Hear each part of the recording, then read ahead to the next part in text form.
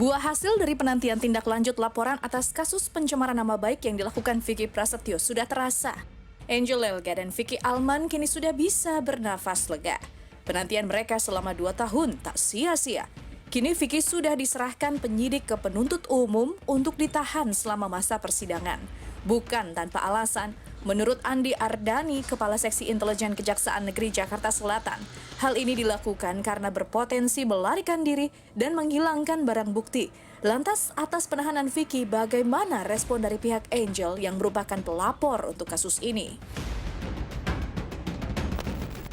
Saya alhamdulillah akhirnya semuanya sudah terjawab dan saya sudah lega juga gitu, artinya saya tidak harus membuang-buang waktu saya lagi untuk menyelesaikan permasalahan saya yang selama ini difitnahkan terhadap saya gitu. Memang saya agak sedikit kecewa karena ini menurut saya agak lama gitu, saya harus menunggu 2 tahun kan. Kemarin tiba-tiba waktu saya lagi meeting, tiba-tiba saya dikabarin bahwa dia sudah dibawa, sudah dimasukin penjara. Ini adalah titik terang buat saya lega gitu. Karena bagaimanapun saya ada bagian yang tidak bisa saya jelaskan kepada masyarakat karena pada saat itu saya terpojok sekali. Saya mau bicara apapun, saya yakin pasti pemirsa tidak akan percaya karena jebakan Vicky Prasetyo ini luar biasa sekali. Saya meminta ini seadil-adilnya. Ini nggak mudah buat diri saya. Gimana perasaan saya dijorokin, terus ditayangkan seolah-olah saya berada berdua di dalam kamar. Ya, 2 tahun memang bukan waktu yang singkat. 2 tahun sudah Angel dan Vicky Alman merasa difitnah dan dipojokkan atas ulah Vicky Prasetyo. Pantas saja jika kejadian penahanan ini membuat Angel merasa lega. Hal yang sama pun dirasakan oleh Vicky Alman. Lelaki yang dituduh Vicky memiliki hubungan khusus dengan mantan istri Vicky Prasetyo. Yang pertama, saya merasa kejadian itu adalah kejadian untuk menjebak diri saya agar terkesan seperti apa yang mereka katakan.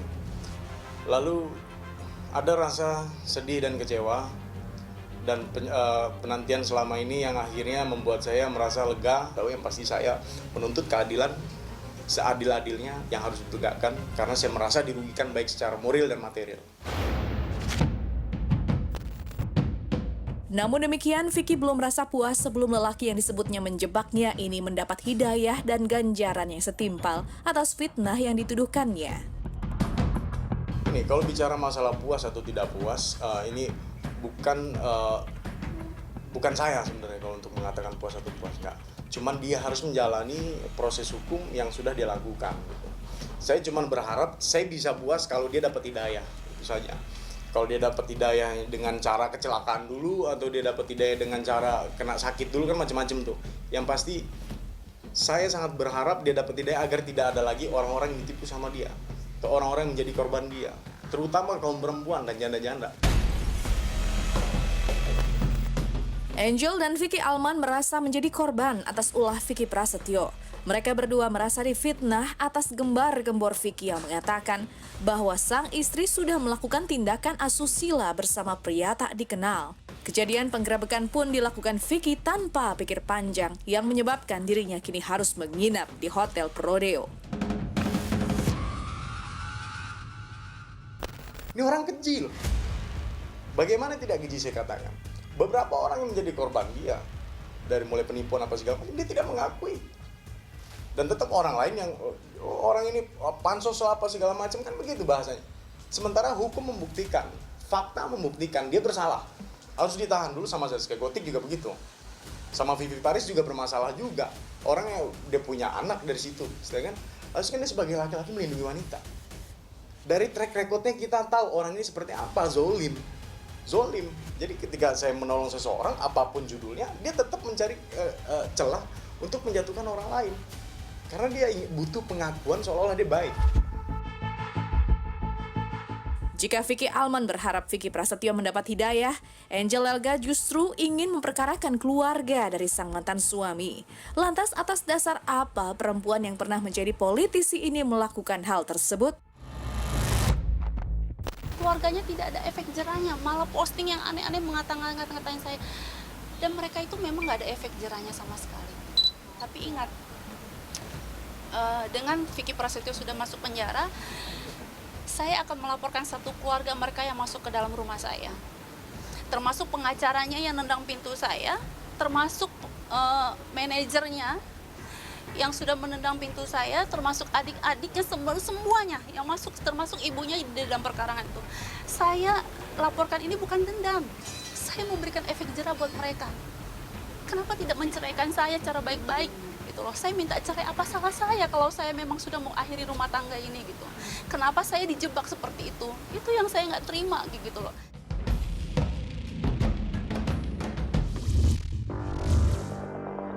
Tak berbeda jauh dengan Vicky dan Angel Elga, namun beda perkara, Atta Laryksya dan Tsania Marwa pun terus berperkara lantaran hak asuh buah hati yang tak kunjung disepakati.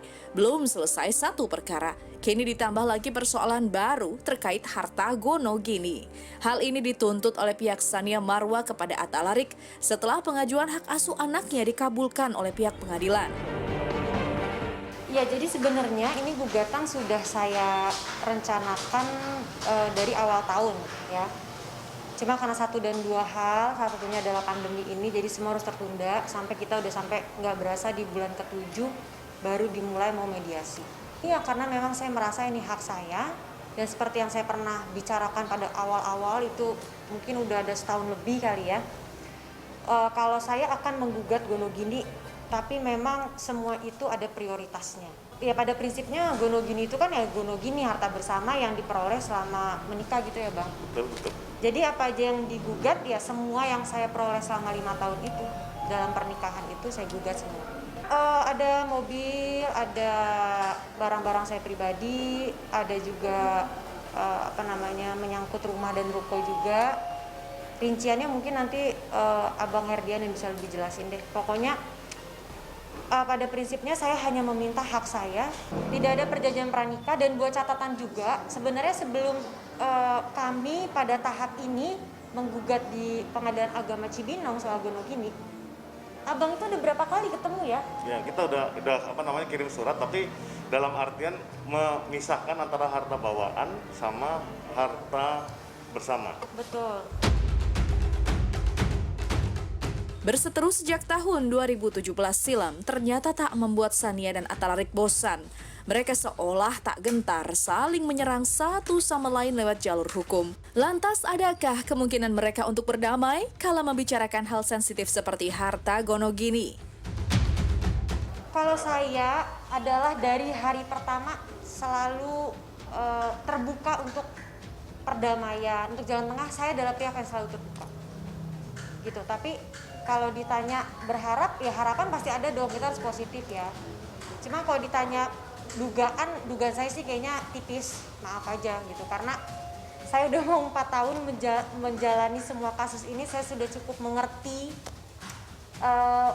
sifat dan watak dan lain sebagainya. Jadi sebenarnya hal-hal itu sudah kita prediksi ya Bang.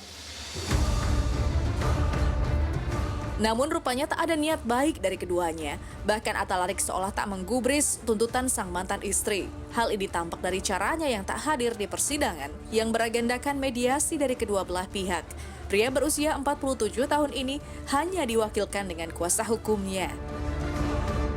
Kalau memang bilangnya harta itu tidak dibawa sampai ke tidak dibawa mati lah istilahnya seperti itu, ya harusnya legowo aja kasih gitu. Toh dari awal saya tidak pernah berniat untuk ngutak-ngutik urusan yang lain kok. Tapi karena tidak ada itikat yang barang saya aja nggak mau dikasih, jadi ya sudah sekalian deh, jangan setengah-setengah, saya gugat aja semuanya yang memang menjadi hak saya pada awalnya gitu.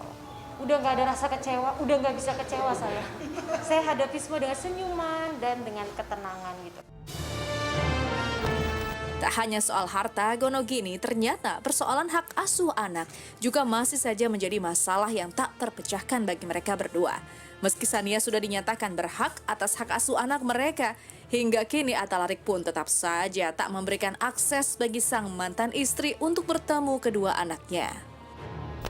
Terakhir saya ketemu Syarif itu di bulan Maret karena saya datangi sekolah, tapi karena pandemi sekolah diliburkan, jadi dari Maret sampai sekarang nggak pernah ketemu lagi. Belum ketemu tuh? Sama sekali, nggak ada komunikasi, tidak ada sama sekali. No. Di sekolah juga lagi libur. Jadi kalau sama yang Sarif masih ketemu Maret, kalau sama Syabira udah 8 bulan tidak bertemu. Yang jelas saya tidak mempunyai akses dan saya tidak diberikan akses.